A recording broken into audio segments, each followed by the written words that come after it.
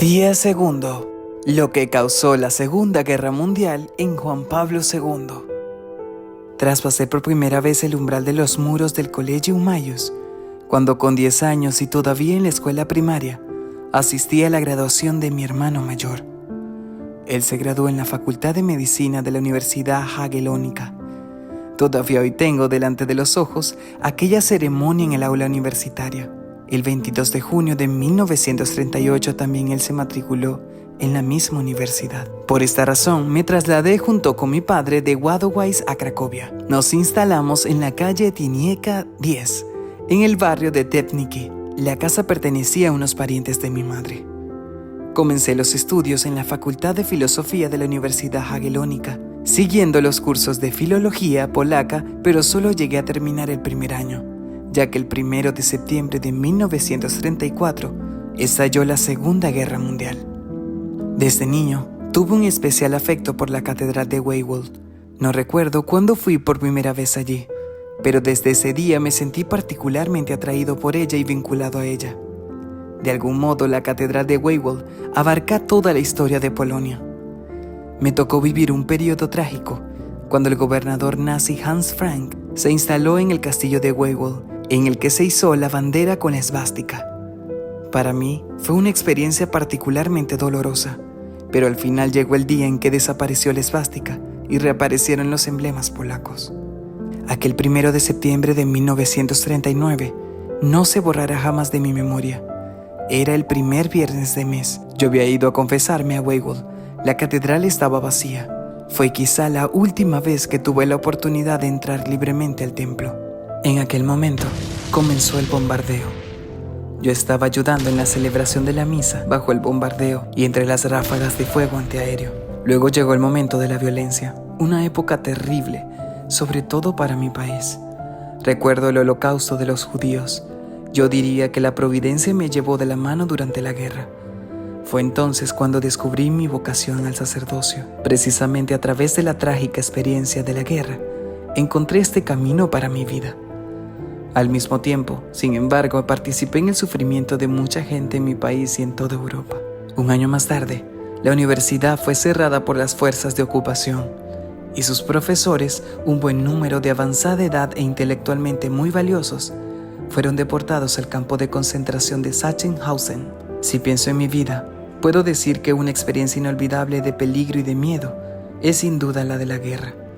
No tenía ni 20 años cuando sobre Europa y el mundo entero se desencadenó la tormenta de la Segunda Guerra Mundial, que sembró el miedo de los bombardeos, las deportaciones, las represalias. Sé qué significa desgraciadamente tener miedo. Yo también he tenido 20 años. Me gustaba el deporte, el esquí, declamar poesía y teatro. Estudiaba y trabajaba. Tenía deseos y preocupaciones. En aquellos años ya muy lejanos, en una época en que mi tierra natal estaba siendo herida por la guerra y luego por el régimen totalitario, busqué qué sentido darle a mi vida. Lo encontré en el seguimiento del Señor Jesús. Mi juventud, en su parte más decisiva, fue difícil. Era una época de guerra y ocupación, una gran prueba para la nación entera, una gran prueba para los jóvenes. Este fue asimismo el tiempo de afirmación de los valores más elevados, muchas veces heroicamente, cuantas veces pagando con la vida. Basté recordar el levantamiento de Varsovia en 1944, el ímpetu desesperado de mis compañeros sin ninguna reserva o reticencia. Lanzaron sus jóvenes vidas al fuego que ardía. Querían demostrar que estaban madurando al afrontar la gran y difícil herencia recibida. También yo pertenezco a esa generación. Y creo que el heroísmo de mis compañeros me ha sido de gran ayuda en la definición de mi propia vocación. No fue fácil estudiar en la universidad, ni tampoco ver el sufrimiento y la injusticia en el mundo, y al mismo tiempo seguir viviendo la virtud de la esperanza, la confianza en Dios y en los demás. No fue fácil dejar espacio a la voz del Señor que me llamaba para darme por completo en el sacerdocio y estudiar en secreto, con todo tipo de limitaciones, la preparación para esa consagración. Pero no existe una vocación verdadera que sea fácil. Lo que aprendí en esos y en otros momentos duros fue a juzgar todo a la luz de Cristo, el camino, la verdad y la vida de cada persona y de todos los pueblos. En otoño de 1940, empecé a trabajar como obrero en una cantera de piedra vinculada a la fábrica química Solvay. Cada día iba allí a pie. Los encargados de la cantera, que eran polacos, trataban de evitar a los estudiantes los trabajos más pesados. A mí, por ejemplo, se me asignó la tarea de ayudar al pulidor. Su nombre era Francisque Lavos. En el verano de 1941 se me destinó a la fábrica para que me encargase de la purga del agua en el cuarto de calderas. La providencia quiso que también yo viviera en un cierto periodo de mi vida la dura experiencia del trabajo en la cantera. Por eso pude experimentar personalmente las dificultades que entraña. No es suficiente la fuerza, sino que también se requiere habilidad, nervios de acero, rapidez de reflejos y valor. No es suficiente saber cómo manejar la maquinaria. Hace falta familiarizarse con la montaña, conocer sus secretos y también sus trampas. Por encima de todo, son necesarias cualidades morales sólidas para soportar el cansancio de una jornada de trabajo pasada en lucha con martillos neumáticos, mazos y cinceles.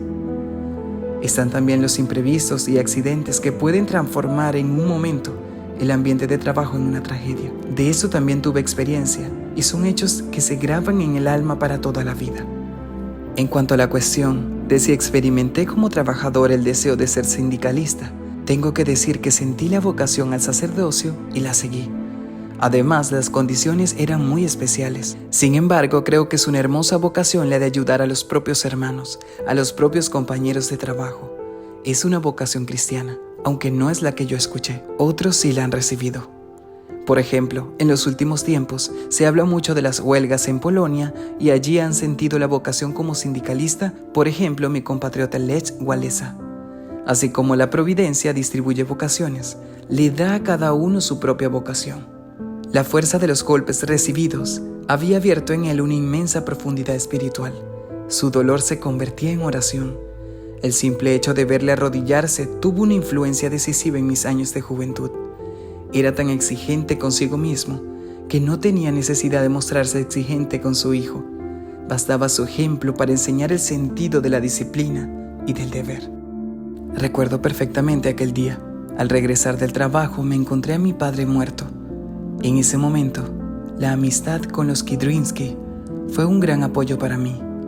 La amistad se amplió más tarde a otras familias, en particular a la de los señores Chotki. Después de la muerte de mi padre, poco a poco me di cuenta de mi verdadero cambio. Trabajaba en la fábrica al mismo tiempo que me dedicaba, en medida en que lo permitía el terror de la ocupación extranjera, a mi pasión por las letras y por el drama. Mi vocación sacerdotal tomó cuerpo en medio de todo esto, como un hecho interior de una transparencia incuestionable y absoluta.